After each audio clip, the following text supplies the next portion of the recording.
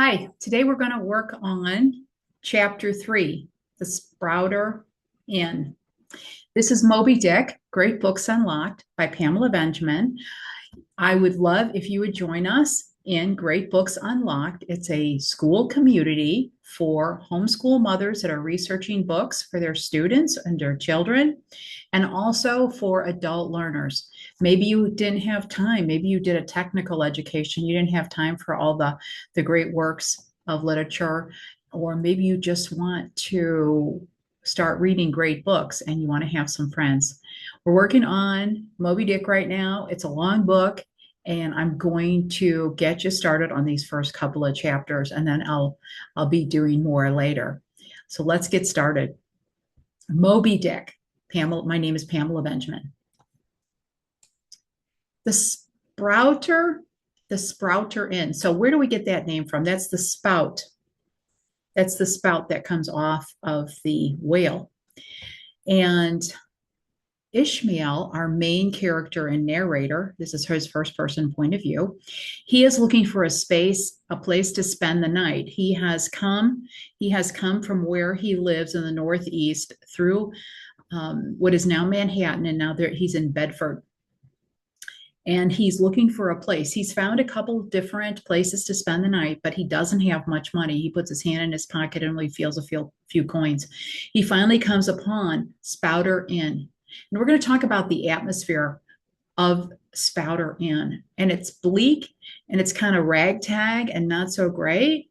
So as we go through these different ideas of the Spouter-Inn, I want you to think about, why does Herman Melville, the writer, why does he paint such a bleak picture for our protagonist, Ishmael, as he's about to start his voyage out to sea to get rid of all of his emotions and depression that he's felt living in the Northeast? The Spouter-Inn, the Ishmael, he sees a painting. He says, a great painting, he calls it boggy, soggy, and squishy. The transition from fear to understanding. So in this chapter, he's really nervous. He's really uncomfortable with people that are different than himself, and he encounters someone in the Spouter-Inn, and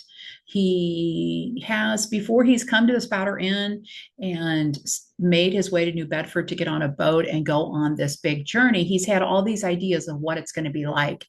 The Great Leviathan. Now that's a biblical name. It means the great whale. And he wants to see these things. So there's many ideas in his head, and now he's starting to immerse himself in the culture of whaling. It's very different, isn't it? Very different from what he thought it would be to what it is. Now these are the characters. These are the people in this chapter. The first one is Ishmael. Ishmael is the narrator, a former schoolmaster. I am a tutor, and I understand getting drained at the end of the school year. But this former schoolmaster is seeking the watery part of the world. Interesting, right? He doesn't want to go to the ocean. He doesn't want to go to the sea. He wants to go to the watery part of the world to soothe his troubled soul.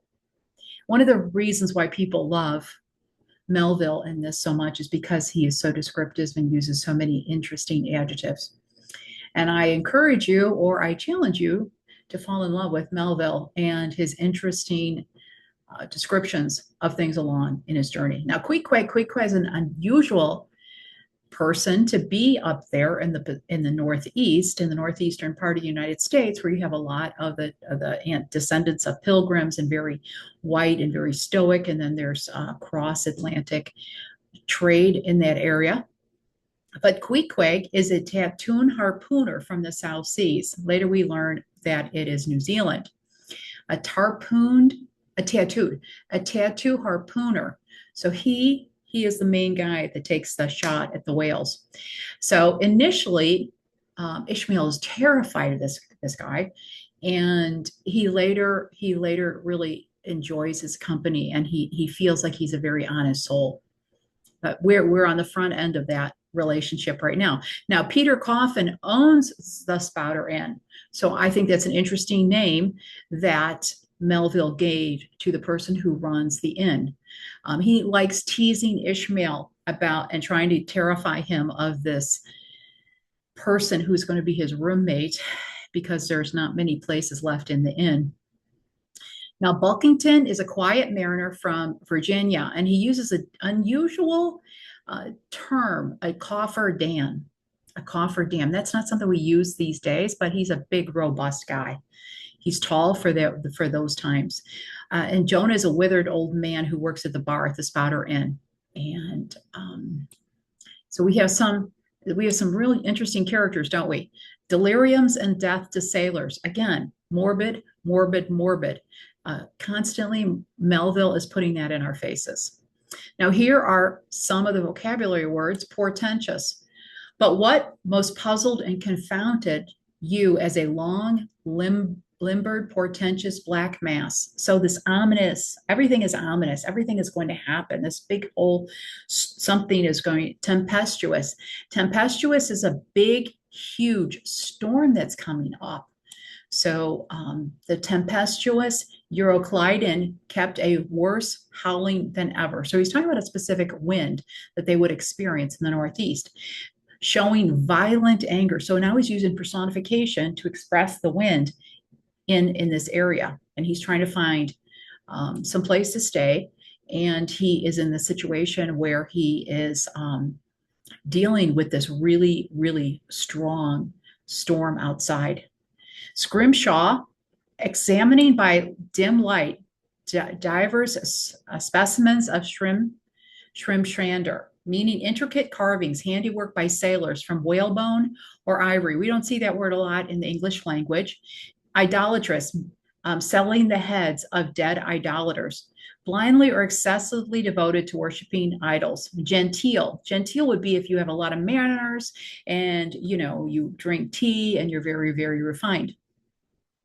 These are the different locations: the Spouter-Inn in New Bedford, and then the Dilemma, that's location, and then the only place there is to stay if he doesn't want to spend the night on the beach during this huge storm is sharing a bed with Queequeg. And Peter Coffin is teasing and mocking our protagonist that he cannot, that he's afraid of this person. So this is how he gets introduced to Queequeg, and we can kind of laugh a little bit about it as long as it wasn't us, right?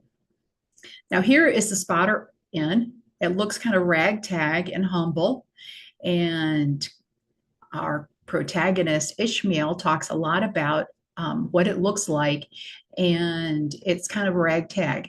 Now, once Ishmael goes through that front door, he sees all this different types of equipment.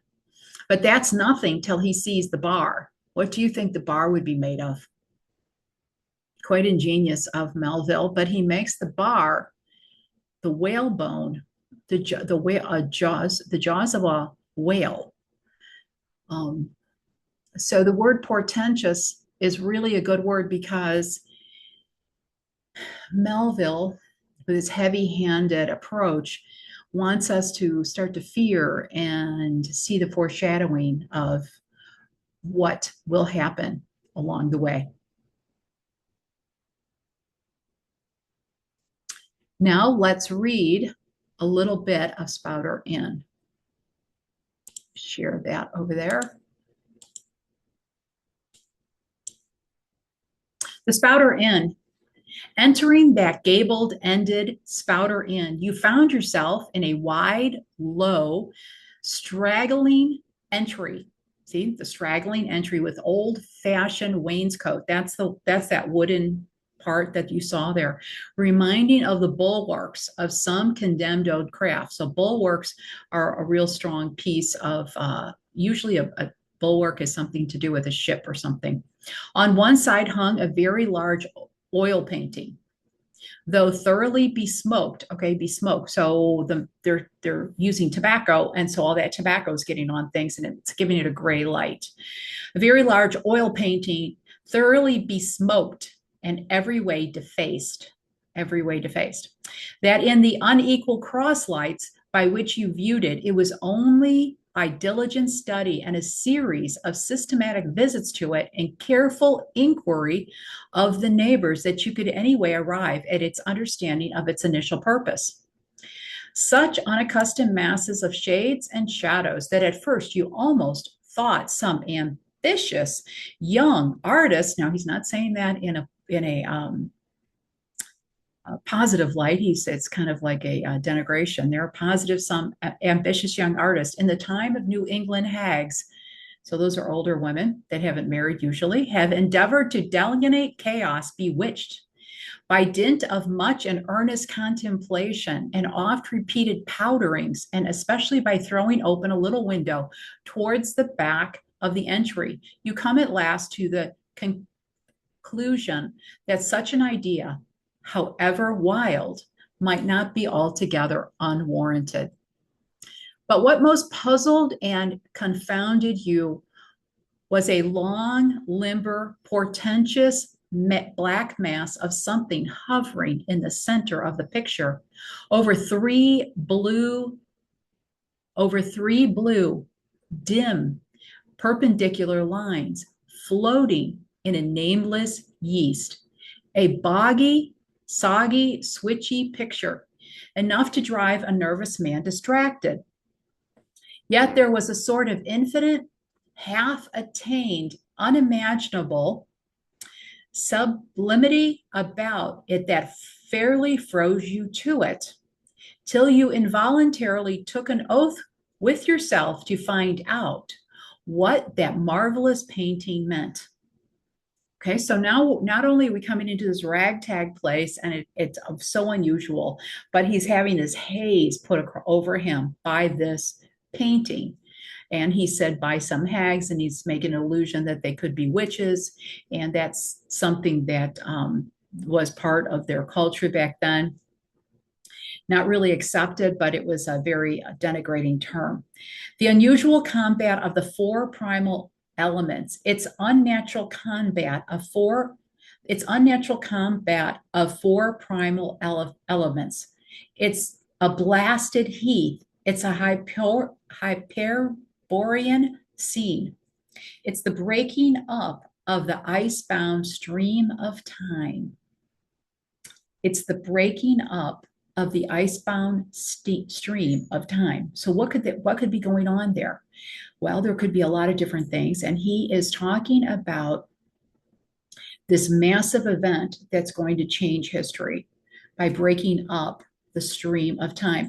But at all these fancies yielded one portentous in the picture's mist.